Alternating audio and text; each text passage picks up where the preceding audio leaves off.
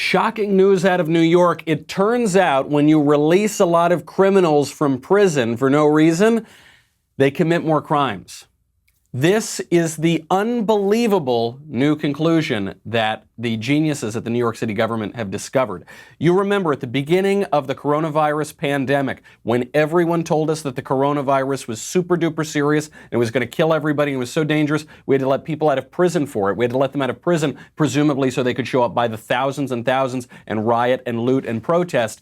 At that point, of course, coronavirus was no longer dangerous, though it's now dangerous again that the riots are ebbing. That's all news for a little bit later in the show. Initially, we were told that we had to let those criminals out of prison because it would be cruel not to. We'll let them out. They'll finally be law-abiding citizens. Well, it turns out, of the 2,500 defendants sprung from Rikers, 250 have been arrested again already, and they've been rearrested 450 times just in the last few weeks during the pandemic. The left is making the same mistake that they have made for the past 300 years at least. They think that politics can be used to fundamentally change human nature. Well, we'll find out why that is just completely untrue. I'm Michael Knowles. This is The Michael Knowles Show.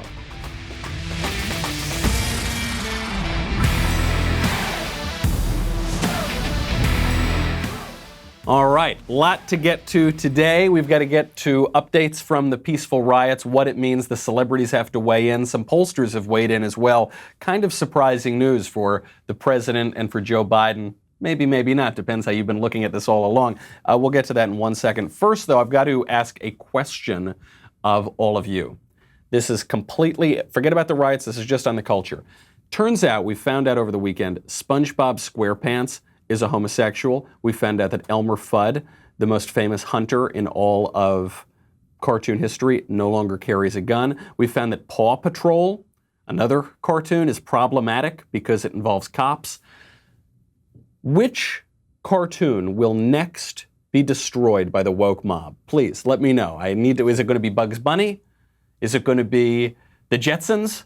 Is it going to be the Flintstones? Is it going to be a cartoon from sooner than 50 years ago? I don't know. You let me know. Let me know in the comments section. I also have to give a shout out to Chappie the Third, who commented on our show, I guess on Thursday, and was kind of reacting to some of these woke liberals. And he said, I'm 15. And compared to these lib idiots protesting, I feel like an absolute alpha male. You do. In the land of the blind, the one-eyed man is king. And the liberal protests haven't gotten any better over the past few days. We were told, oh, it's fine, it's ending, don't worry about it. We're giving these peaceful, wonderful rioters space to breathe and to express themselves. And it turns out they're still expressing themselves, and they're expressing themselves by breaking things and stealing things and shaking cop cars.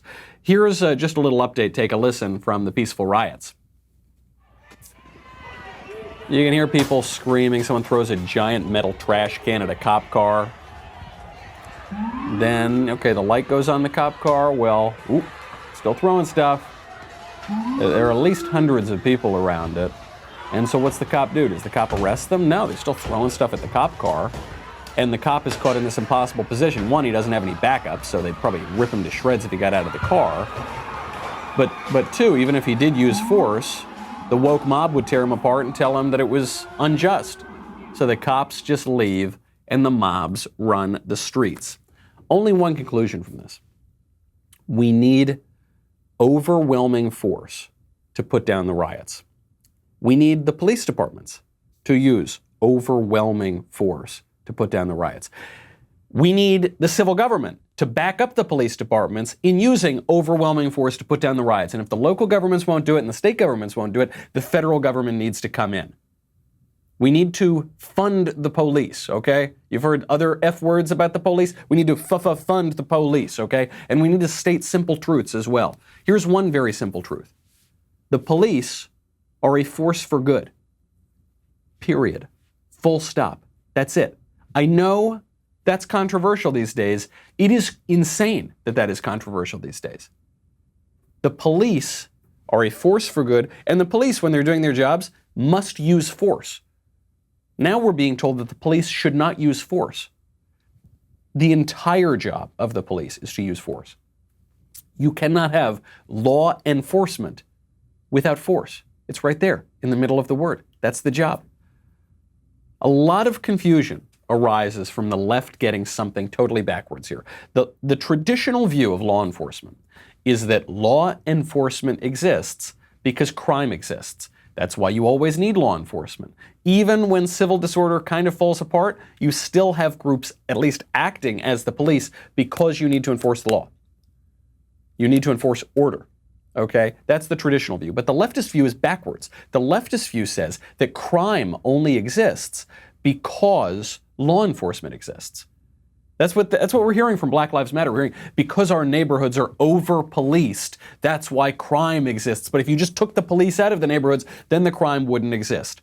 This fundamental misunderstanding explains why rioters torched a Wendy's in Atlanta on Saturday night. We'll get to that in 1 second. First, though, I got to thank our friends over at Wise Foods. You know our friends Wise Foods. They've now renamed themselves Ready Wise. You got to be ready because having enough food to last you in the event of a real food emergency is kind of like having insurance, right? You don't need it until you realize you need it, and it can save you and your loved ones. And looking around society these days seems like it's about time to stock up. So you've known Wise Company for years. They've changed their name to Ready Wise. Same unbelievable product. It is a better time than ever to be prepared with long-term nutritional food options, and Ready Wise has many options like emergency meals, freeze-dried fruits and vegetables for convenient on-the-go nutrition, new adventure meals for hiking, camping, other outdoor activities. Ready Wise meals, they're easy to prepare. That's the first thing I like about them. You just add water. They've got a long shelf life, very long shelf life, so that's another great thing. And then my favorite part probably is it tastes good. It's actually high-quality food. Go check it out. This week, my listeners can get free shipping at ReadyWise.com when entering Knowles at checkout or by calling 855-453-2945. ReadyWise has a 90-day, no-questions-asked return policy, so there's no risk taking the initiative to get yourself and your family prepared today. That is ReadyWise, ReadyWise.com, promo code Knowles to get free shipping. This misunderstanding of the left, which thinks that crime exists because there's law enforcement rather than the other way around, that's why they burned down a Wendy's on Saturday night in Atlanta. So you probably saw the scenes. There was this fire engulfed a whole Wendy's in the middle of Atlanta on Saturday. Why did they do it? They did it because the cops used deadly force against a criminal, against a black man. That was the racial aspect of it, which is the reason that it tied into all of the riots and why the Wendy's burned down. Well, what actually happened during that altercation? The way it's being portrayed is that cops went up to a man who was simply sleeping in the parking lot, and these cops, almost certainly stone-cold racists, killed the man for no reason. Is that what really happened? No. How do we know that that's not what happened? We have body cam footage and we have security camera footage. Let's take a look. Oh, I think you've had too much to drink to be driving, so put your hands behind your back for me. Here, put your hands behind your back. Okay, and there the guy, he breaks out. He's got two cops on him trying to arrest him, and this guy, apparently pretty strong, busts out. It's already pretty clear he's drunk or on drugs. He's on the ground. The two cops are trying to subdue him, but they're not using a lot of different techniques, presumably because if the cops use too much force, they're going to have their lives completely destroyed. They're going to be accused of racism. They're going to be accused of all these things, right? So this guy, obviously strong as an ox, is basically tossing these two cops around. Finally, he gets up, steals the cop's taser. Now, still running away, no use of force. Turns around, pulls the taser on the cops, possibly, it looks like he shoots. I don't know if he shoots or not, but it does look that way. And then the cops discharge their weapons and get him on the ground. Very sad scene. Why is it a sad scene? It's a sad scene because a man died. Why did a man die? Did he die because a bunch of racist cops went out hunting him and shooting him down?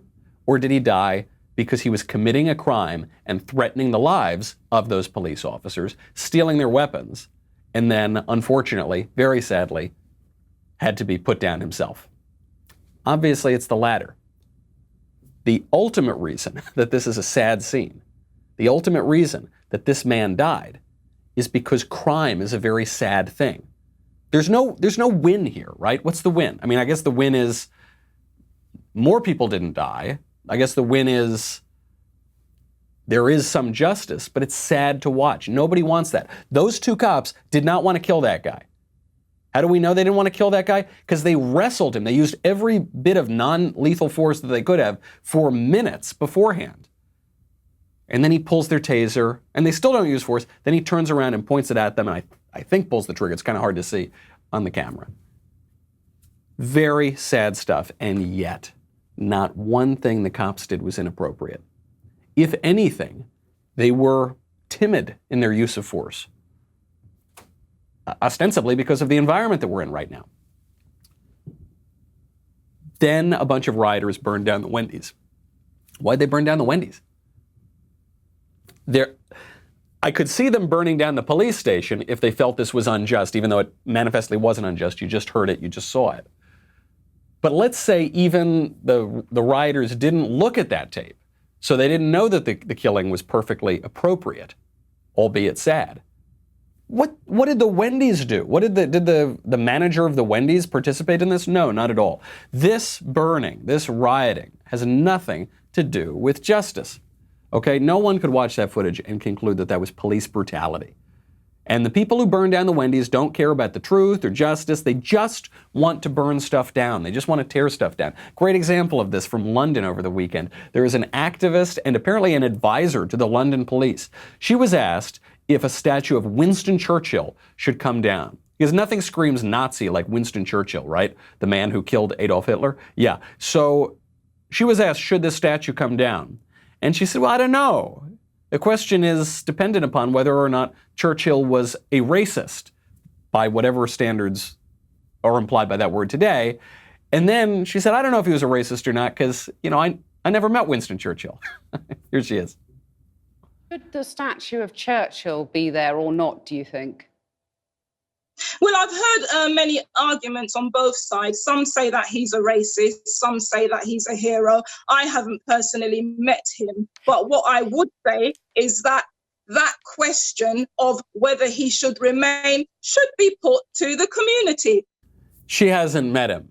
She hasn't met him yet. Well, I hope maybe she'll meet Winston Churchill before she decides to tear his statue down. Is there any, oh, no, she can't meet him because he died 50 years ago and she has no idea who one of the greatest Britons in all of history is. She doesn't know. And yet she says it should be put to the community. I mean, basically everything she said here is crazy. Because consider that. She goes, I have no idea who Winston Churchill is. I know nothing about British history. And it should be put to the community, all of us, people like us, to decide whether or not to tear down British history. People are surprised she doesn't know who Winston Churchill is. I'm not. Of course she doesn't know who Winston Churchill is. None of the people who want to tear down the statues know who they are, know anything about them. The people who want to tear down Robert E. Lee in the United States don't know a thing about Robert E. Lee. The people who want to tear down Christopher Columbus don't know a thing about Columbus. And I have a little insight into this in that I've given speeches about Christopher Columbus. I've answered a lot of Q&As about Christopher Columbus. And no one who hates this guy has any idea what they're talking about. And I'll ask them that, and they'll sort of admit they have no idea, and they think the burden of defense is on the people who don't want to tear apart our history. But that's what they want to do. They just want to tear stuff down. You know the craziest thing, speaking of the United Kingdom? In Scotland, a statue of Robert the Bruce was vandalized with graffiti that talked about Black Lives Matter. Robert the Bruce. It said racist king is what the spray paint said on Robert the Bruce. For those of you who are not history buffs, Robert the Bruce is a 14th century Scottish king who won independence from England.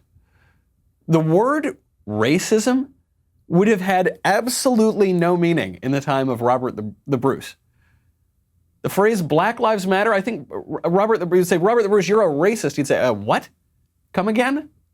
Before he would have said it with a thicker bro. What? Come again? He would have, I don't know. I can't really do a Scottish accent. That's, I think, the evidence that we need. That this doesn't have to do with any particular incidents of police brutality, real or imagined, in the United States or Great Britain. It has to do with a tearing down of history. If Robert the Bruce is now deemed unacceptable, then we are not talking about what people think that we're talking about. They want to tear stuff down.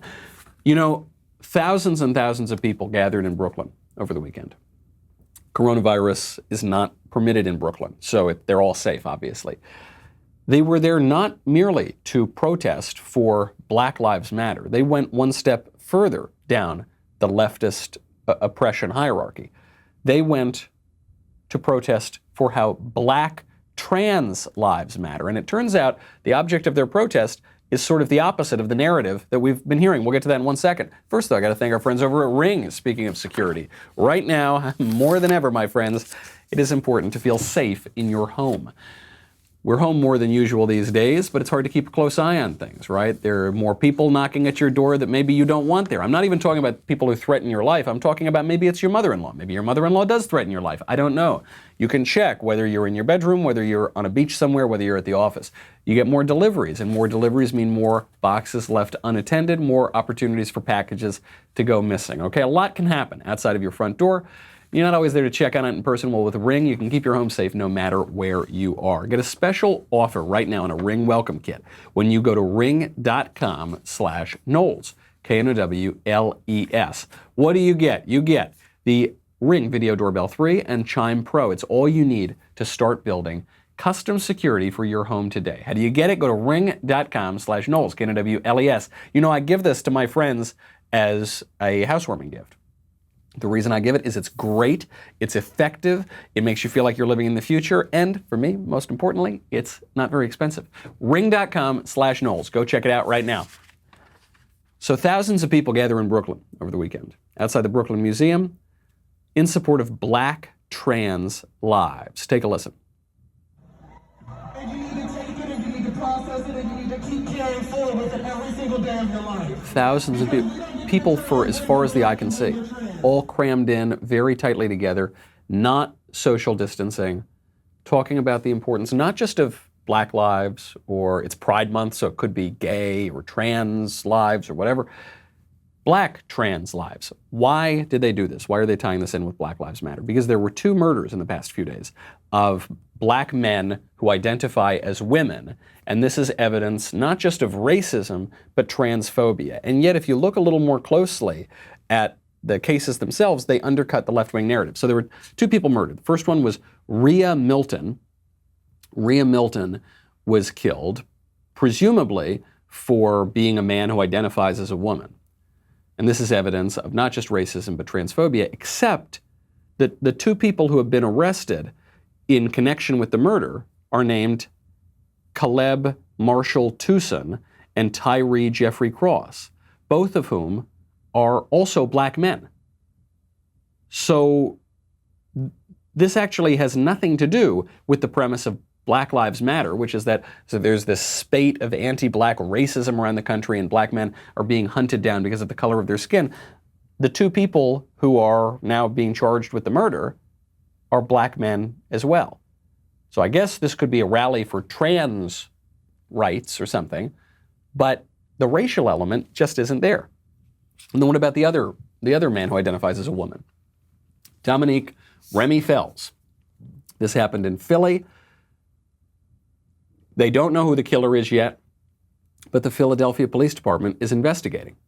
But we've been just told that the police department are the villains. They're the enemy. So we can't trust them to investigate, and yet they're the only people doing any investigations.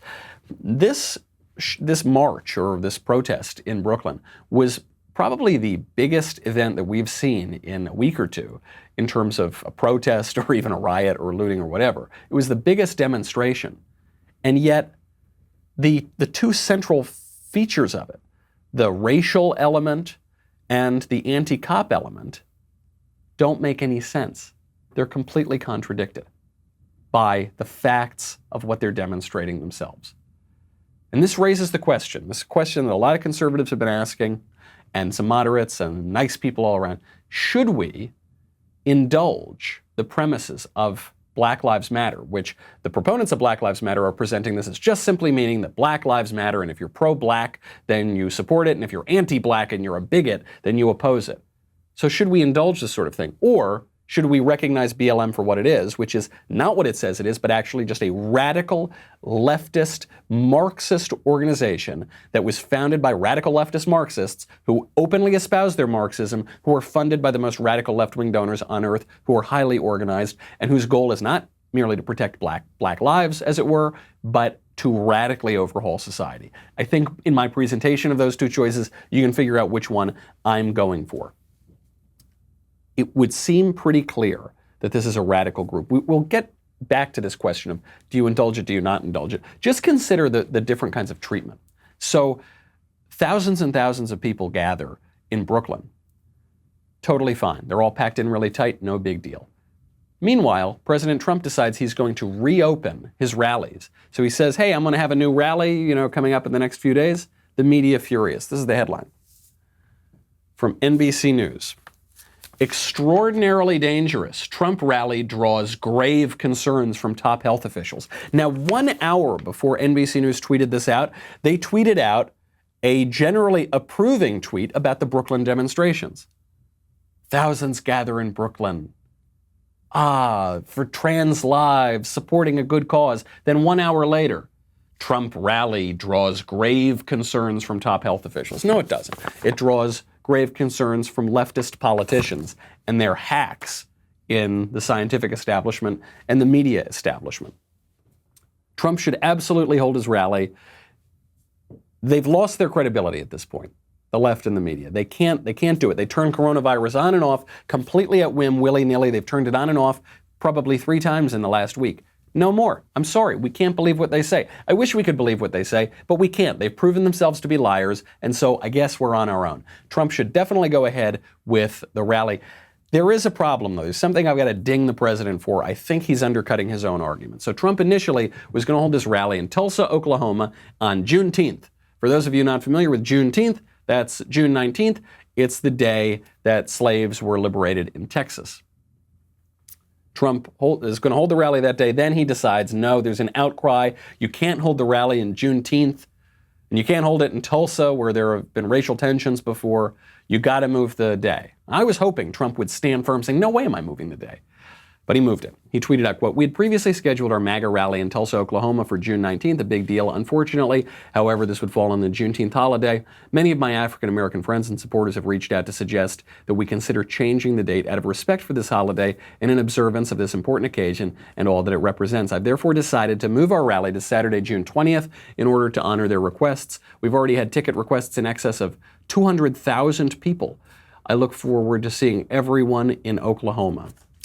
It's weak sauce, man. I love the president. I'm a big supporter. This was a very bad decision to move the date. Not just a little bad, very bad. Why? Juneteenth is the day that the Republican Party freed the slaves in Texas. Okay, the party that the president now represents. President Trump has made helping out the black community a big part of his presidential administration, right? Lowest African-American unemployment ever. And he's touted those kinds of statistics. Actually, he passed criminal justice reform, meaning letting people out of prison, in large part to show that he cares about the black community. I thought that messaging was misguided, but that was the point at least. And now he's saying, no, I can't possibly hold a rally on Juneteenth. He's giving the left the premise. He's saying to the left initially says, Trump, you can't hold a rally because you're a racist and you hate black people, and it's disrespectful for you to hold a rally on a day that celebrates freeing the slaves. And he said, yeah, I guess you're right. They're not right. Their premise is wrong. If anybody should hold a rally on Juneteenth, it should be the Republican president. There's no evidence that he's a bigot at all. There's a lot of evidence to the contrary. And yet he gave them their argument. I get it. There's a lot of pressure on him. I can't even imagine the pressure that the president's facing right now, but you can't give in. You can't give in one little bit. That's the point. You can't give in one little bit on the police. You can't give in one little bit on the funding. You can't give in one little bit on the ridiculous racial narrative from the left, because when you give them just a little bit, you open the floodgates, you open the dam breaks, and you get riots and looting and racial division and discord, and we're seeing it all around us. Now, Trump is being knocked unfairly, I think, for many other things as well. So he's being knocked fairly for the Juneteenth issue. He's being knocked, and for specifically for changing the date. He's being knocked unfairly, though, for a bunch of other nonsense. And it probably gets to him after a while. President Trump was giving a speech over the weekend, and he walked down a ramp. And he walked down a ramp, I don't know, like a little bit slowly or something, and the left is having a field day. I think that one's going to flip back on them. It's going to hurt them in the long run. First, though, I have got to thank our friends over at LifeLock. Speaking of security, you know, I got to tell you something. It's a real hassle to have your identity stolen. Luckily, I've never had my identity stolen. I've come close. I've made a few mistakes. Friends of mine have had their identity stolen, and it's a disaster. Okay, while many people continue to work from home on computers and devices, we have a large-scale phishing campaign going on, all right? Microsoft right now is warning that phishing emails, which appear to be coming from the Johns Hopkins Center, are trying to trick people to open an attachment, which is disguised as a COVID-19 report, which then downloads a file that gives hackers access to your PCs. Okay, that's happening right now. It's just one example of the zillions of threats out there. LifeLock detects a wide range of identity threats like your social security number for sale on the dark web. If they detect your information has been compromised, potentially, they will send you an alert. No one can prevent all identity theft or monitor all transactions at all businesses. LifeLock can see threats that you might miss on your own. That is why you got to join right now. Save up to 25% off your first year. Go to lifelock.com/Knowles, K-N-O-W-L-E-S. That's lifelock.com/Knowles, K-N-O-W-L-E-S for 25% off. Use the guys that I trust to protect my identity. So, fair knock on Trump, total unfair knock on Trump. He's being criticized for how he walked down the ramp. Take a listen to this. So, okay, Trump he's finished his speech, and he's walking sort of fine. I mean, it's a ramp. It's not like there are stairs. He seems to be a little bit slower than normally he would walk, but obviously he doesn't want to trip and fall. The left would have a field day with that. Then he comes to the bottom, has a little step at the end, and he's looking fine. That's it. And the left is saying he looks like a doddering old idiot or something. If the left is going to try this line of attack against President Trump when their nominee is Joe Biden, that's not going to work out very well for them. I think that by comparison, as President Trump told us just a few months ago, Trump looks like a young, vibrant man. Well, I think that I just feel like a young man. I'm so young. I can't believe it. I'm the youngest person. I am a young, vibrant man. I look at Joe. I don't know about him. I don't know. He's too old. I would never say anyone's too old, but I know they're all making me look very young, both in terms of age and I think in terms of energy. I think you people know that better than anybody, yeah. A young, vibrant man, and that is how he looks. You know, Joe Biden was just giving a speech, and I guess it was sort of a panel, I don't even know. Maybe it was trying to be a speech. It certainly didn't come off as a particularly rousing speech. And Biden is sitting there with one of the face masks dangling off of his ear. It's not on both ears. It's not covering his mouth. It's not on the table. It's just dangling off of one of his ears while he tries to stammer his way through an English sentence. You know, the rapidly rising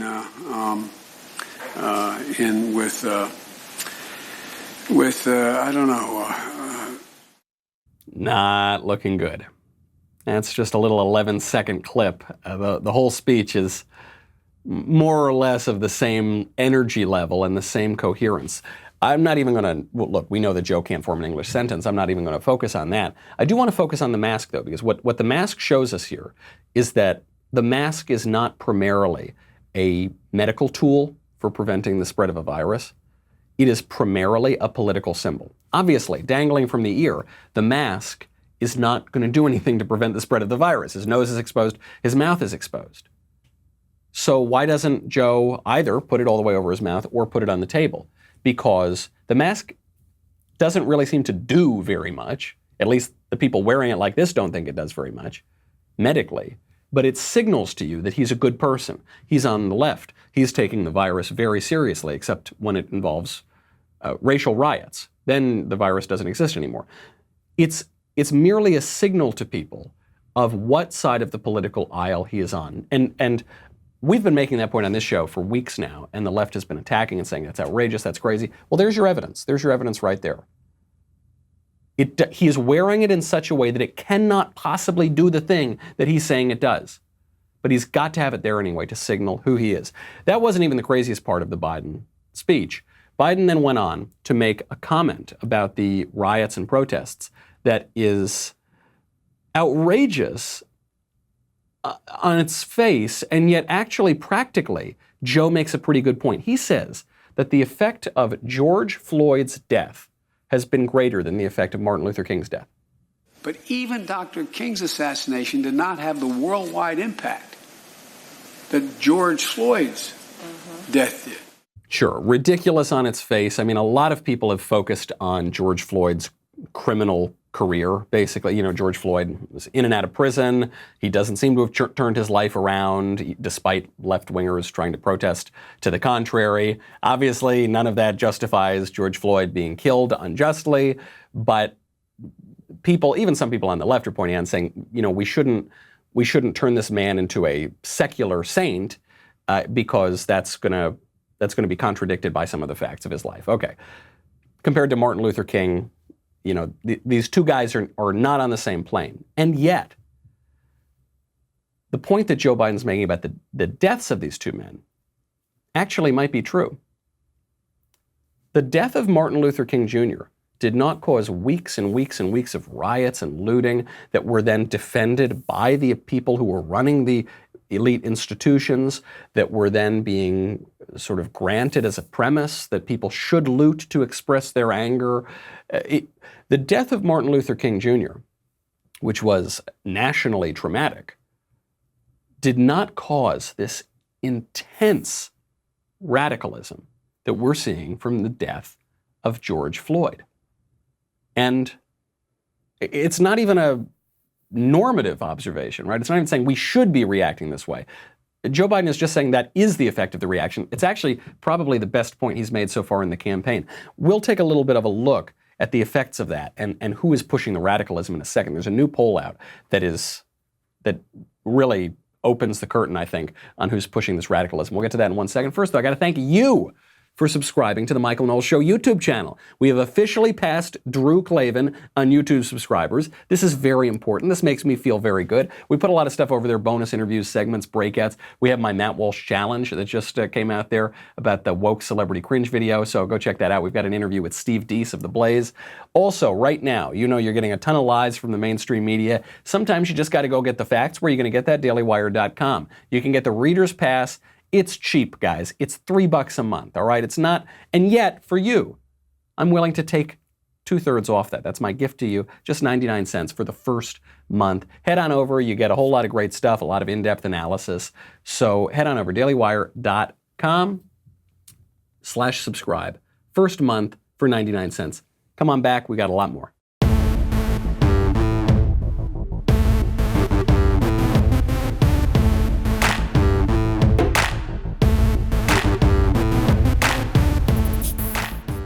Big new poll out on the radicalism we've seen in the past few weeks. This comes from Yahoo and YouGov.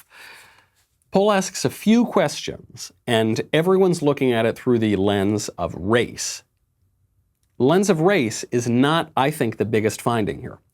So question, what's a bigger problem in America right now? Systemic racism in policing or vandalism and violence during the protests? What's the bigger problem in America? The thing that the rioters are ostensibly protesting or the rioters burning down the cities themselves? When you ask people who make less than $50,000 a year, 49% say the systemic racism in policing, 51% say the riots. So it's a slim majority, but most people say the riots are the bigger problem.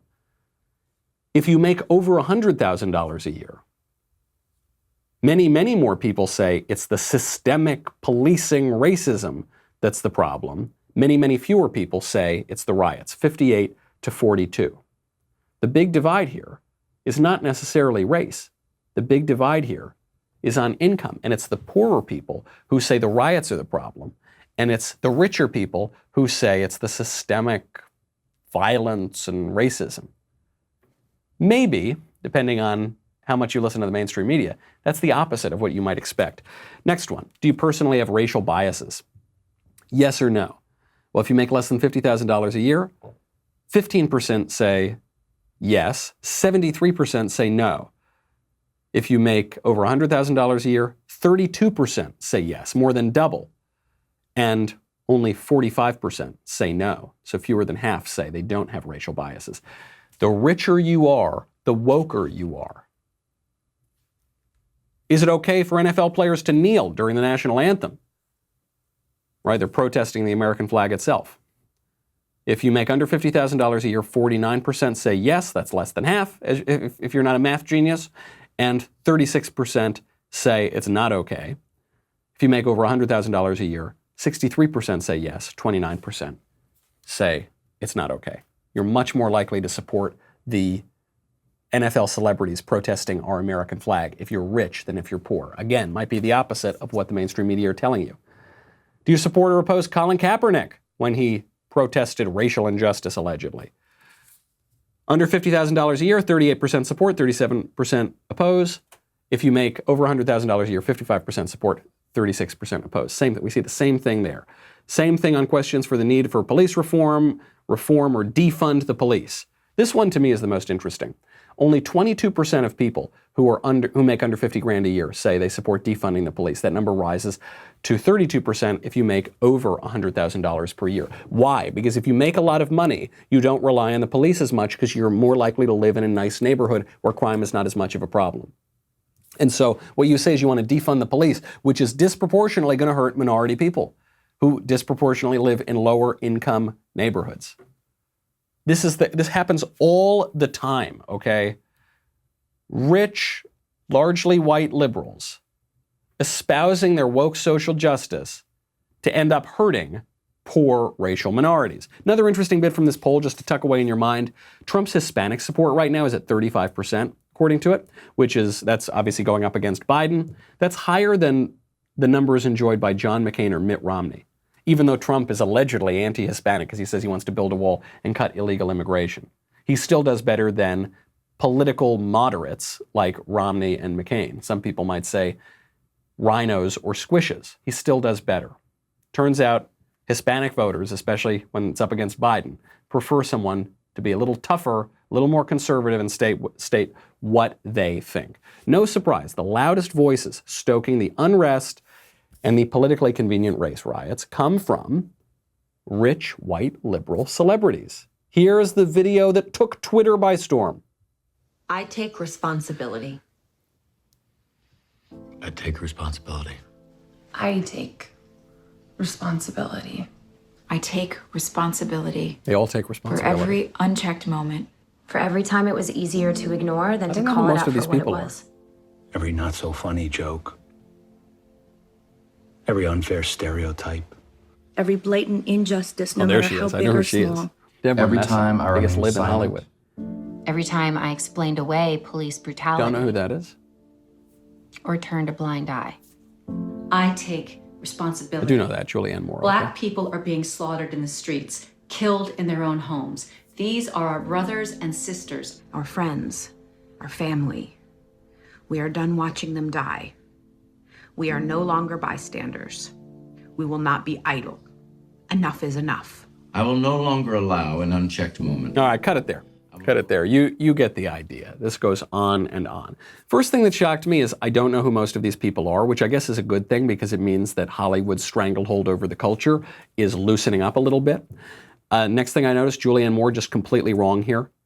Black people are not being slaughtered by racist cops or broadly racist whites. It just isn't happening. You can check the statistics.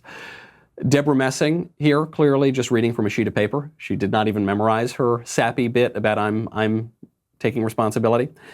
Aaron Paul is a worse actor than we thought he was from Breaking Bad. I thought that guy was a very good actor, but his performance here, not so great. But the key to this whole video is that last guy who looks familiar, but I don't recognize him. Like I don't know his name. We will not allow an unchecked moment. You heard it at the top. That was the original thesis of the video. We will not allow an unchecked moment. What that means is telling people to shut up if they disagree with the left. The checking, that's the checking, is shut up. Don't say that thing you think. don't voice that opinion that contradicts the leftist narrative. And that's what they want. They want you to shut up. We want them to shut up, but they want us to shut up. And it's not, they're just mouthpieces for this left-wing establishment. They are insufferable. But even Dave Chappelle, who is a very good comedian, came in and he got on this bandwagon supporting the peaceful riots. He did so for a sort of interesting reason. So he opens up his new comedy set talking about George Floyd, not in a comedic way. He's just talking about it very seriously. Then he criticized our friend Candice Owens, which also wasn't funny. It was just a vulgar kind of line. It wasn't even a joke. Then he defended these idiot celebrities that we just saw giving their opinions. And it was kind of interesting how he defended them, because he said people trust celebrities. That's why they keep going back and watching them. They do have an influence and a platform, and so it makes sense for them to talk. And I guess that's true. We shouldn't trust them for much of what they have to say about politics if we only know them for being good at performing on camera, if we only know them for being good at reading lines that other people have written for them. But we do, and that's a reality, and Dave Chappelle's acknowledging that. But then the most interesting part is how Dave Chappelle defends the riots. When they figured out what this was, no less than 400 police officers showed up and answered the call. And boy, let me tell you something. They Swiss cheese this. He is as dead could be. He is done. And you know why 400 cops showed up? Because one of their own was murdered. So how the can't they understand what's going on in these streets? We saw ourselves like you see yourself. Dave is actually making about half a good point here. And the thing that's funny is because he attacked Candice Owens in his set, he then later goes on, apparently obliviously, to make the same point Candice Owens did on identity. What Candice Owens said in her video was, I don't identify with George Floyd. I know that people are trying to say that I need to have racial solidarity with George Floyd, but I don't identify with George Floyd, and I disagree with the decision to elevate people who commit a lot of crimes as representatives of the community. That's her point. Whether you agree with it or disagree with it, that's the point she was making. And so she's saying, I don't identify with him simply on the basis of his race. And what Chappelle is saying is we must identify with these people simply on the basis of their race. The reason why when cops get killed, why the cops show up overwhelmingly to take down the criminal, which is the first part of the story he's telling, is because they killed one of their own. And now when someone kills one of our own, we show out in the streets. What is your identity? Where do you find your identity? The left is trying to stoke all sorts of identity. Racial identity, not white identity, but for every other race, they're trying to stoke racial identity politics. Sexual identity, if you're attracted to men and you're a man, or if you're a man who identifies as a woman, they're trying to stoke that sort of thing. Class identity, socioeconomic class identity. Do you not make a lot of money? Do you, yes, make a lot of money? They're trying to stoke all of these kinds of identity, and they're all pretty shallow. The one identity that they're trying to destroy is American identity. That's why they're trying to tear down the statues. They're trying to tear down not just Robert E. Lee, they're trying to tear down Christopher Columbus, and they are going to tear down George Washington. Where it hasn't happened already, it will happen soon, okay? That's the only identity that in any way can make this nation work, is if you have a strong, perhaps even primary, or at least up at the top, identity as an American, regardless of your race, regardless of your sexual preferences, whatever. That is ebbing away. I mean, they are now openly protesting the American flag, which is the symbol of that very identity, and they're stoking all of the other kinds. And even guys who are usually fairly insightful or funny, like Dave Chappelle, are agreeing with that take on it. Where is your identity going to be? That's the question, okay? Is this really a radical thing? Yes, it is. Okay, they're talking about serious destructive things. You hear defund the police, and a lot of people are trying to make sense of that. The Hill says, what does defund the police actually mean? Okay, that's their headline. What exactly does it mean to defund the police? That's from New York Magazine. Well, the New York Times comes out and actually admits it. This is from the organizer against criminalization, Mariame Kaba. What does that mean? I have no idea. Organizer against criminalization. That's a good job. I wonder how much that pays. Mr. Soros, how much does that pay? The headline, yes, we must literally abolish the police. That's what they're talking about. And when they do that, we're going to be very far gone. It's going to be very hard to put Humpty Dumpty back together again when you totally destroy law and order, when you defund the police, when you destroy your identity as an American and you smash it up into little pieces, and you've got the black piece and the black trans piece and the gay piece and the Hispanic piece and the gay, all of them, all the different little pieces. You're not going to be able to put Humpty Dumpty back together again. So we got to be very clear about what we're doing before we smash it. When we smash law enforcement, we are smashing the order of the country.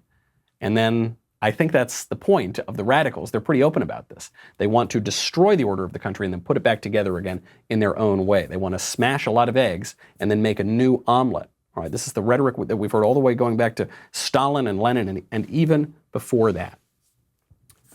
In the face of all of this, you have some very well-meaning people, conservatives, moderates, independents, a lot of Christians, a lot of Midwestern Christians I've noticed, asking, is it a good idea to just give in a little bit, to kneel? I had this discussion with a friend of mine last night, because some churches resumed over the weekend, and a lot of them are buying the BLM radical line. And they're saying, look, it's actually an example of Christ-like humility to get down and kneel to this political ideology. You saw those videos of the secular liturgy of random white liberals just kneeling down on the street and begging forgiveness of random black people. The random white person didn't do anything to the random black person, but they're still kneeling down in this liturgy. Is there an evidence of Christ-like humility here, right? Christ turns the other cheek, right? Christ washes people's feet.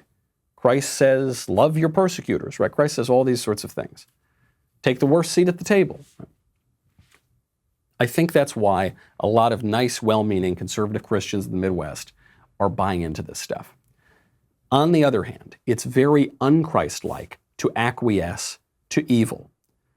And Marxism is evil. And Black Lives Matter, or forget Black Lives Matter, whatever the next Marxist front group is going to be, is evil too, okay? They're pushing very evil things. We went through the About Us section the other day on the show. Is Black Lives Matter about Black Lives Mattering? No. According to their own website, it's about destroying the, quote, Western prescribed nuclear family. It's about creating a bunch of comrades. It's about pushing the same explicitly Marxist revolutionary values that we've seen for hundreds of years. And the point of those values is not to reform things a little bit. It's to utterly destroy them. It's not to, change a little something about our understanding of a statue. It's to rip down the statue. It's not to reform the police just a little bit. It's to abolish the police. Believe them when they tell you that. Believe Black Lives Matter when the website tells you that. Believe the New York Times when they tell you that, okay? There is nothing humble or Christ-like or wonderful about acquiescing to evil, about acquiescing to anarchists and looters and rioters and violent people taking over the country and ripping apart the greatest civilization in the history of the world. Ironically, the only civilization in the history of the world that ever came to oppose racism, right? But that's not the point. The race issue isn't the point. It's about totally undermining the society. Are you going to acquiesce to that or not? There's no middle ground. But you're not going to get halfway down to kneel. You're not going to give them a little bit of their premises, like, unfortunately, I think even some people at the highest levels of the federal government are doing. You're not going to get, it's yes or no. F the police, fund the police, okay? Like, abolish our order or maintain our order with great strength. Those are the two choices. If you stand in the middle of the road, you are going to get hit by a truck. It is going to be the truck of radical leftist revolution. Pick a side. This is not the time to go squishy. Order will be maintained. Either radicals are going to force it on us or we're going to maintain it ourselves. Your choice. I'll see you tomorrow. I'm Michael Knowles. This is The Michael Knowles Show.